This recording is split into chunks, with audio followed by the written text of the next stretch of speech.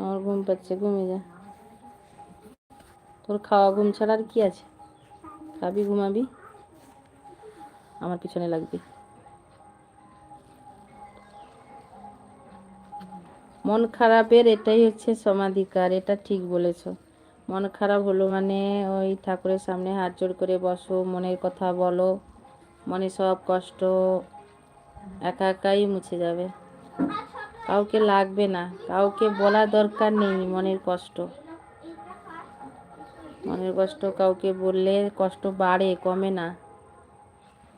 মনের কষ্ট আমরা ভাবি মনের কষ্ট কারোর সঙ্গে শেয়ার করে দিলে আমাদের মনের কষ্টটা দূর হয়ে যাবে, কিন্তু না, মনের কষ্ট মনে রাখো, ঠাকুরের সামনে প্রকাশ করো, উনিই রাস্তা বের করে দেবেন, উনিই দেখিয়ে দিবেন, উনিই পথ দেখিয়ে দিবেন যে কোন পথে গেলে আমাদের ভালো হবে, কোন পথে গেলে আমাদের খারাপ হবে। কৃষ্ণ বড় দয়াময়।